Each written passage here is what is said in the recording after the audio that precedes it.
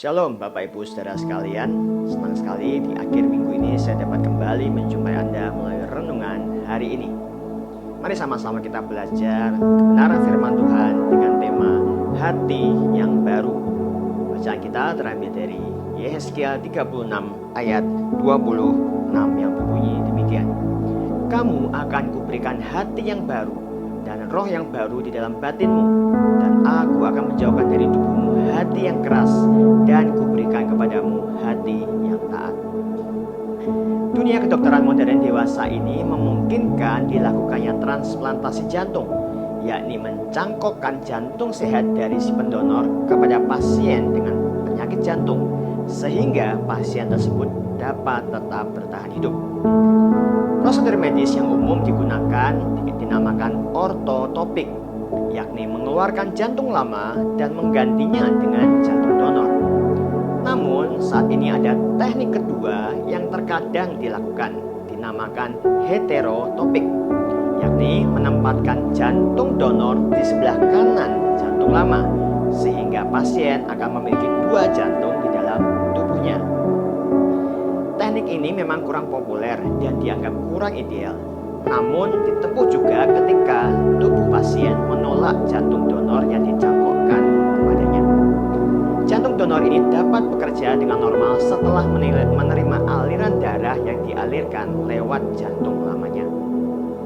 Dalam masa perjanjian lama, melalui perantara Nabi Yehezkiel, Tuhan menyampaikan nubuatan kepada bangsa Israel yang ketika itu hidup dalam pembuangan di Babel sebagai akibat ketidaksetiaan mereka. Tuhan berjanji mentransplantasi hati mereka yang keras digantikan dengan hati yang taat.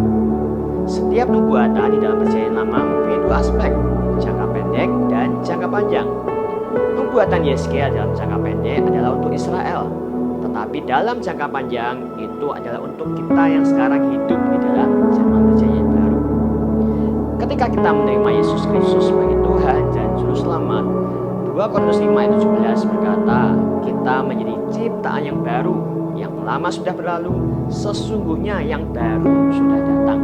Tuhan mengampuni dan menyucikan kita dari dosa. Ibarat transplantasi jenis pertama, ketika itulah hati kita yang lama, yang sebelumnya begitu keras, egois, terluka, penuh kerikil kedengkian yang diwariskan oleh manusia lama dengan natur keberdosaannya, Tuhan gantikan dengan hati Tuhan yang lembut, rela melayani, dipenuhi dengan kasih, bisa bersyukur, dan mau mengampuni sebagaimana Tuhan mengampuni. Namun kita harus jujur, ada kalanya dalam proses pengudusan atau progress sanctification yang Tuhan kerjakan, dalam area tertentu kita secara sadar menolak untuk taat dan memilih untuk mengikuti keinginan hati kita yang lama. Dengan kata lain, kita mau memperbaiki diri supaya tampak sedikit lebih baik di hadapan manusia, namun menolak pembaharuan total dari dan di hadapan Allah, ibarat transplantasi jenis kedua tadi. Kita seringkali berkata, jika ikut Yesus tidak membawa hasil seperti yang kuharapkan, maka aku akan pakai cara lamaku sendiri. Demikian kira-kira pola pikir kita. Tuhan Yesus menggambarkan jenis hati ini seperti orang yang siap untuk membaca tetapi menoleh ke belakang. Lukas 9 ayat 62. Tuhan mau mentransplantasi total hati kita, karena ia rindu kita menjadi semakin serupa Kristus. Oleh karenanya, mari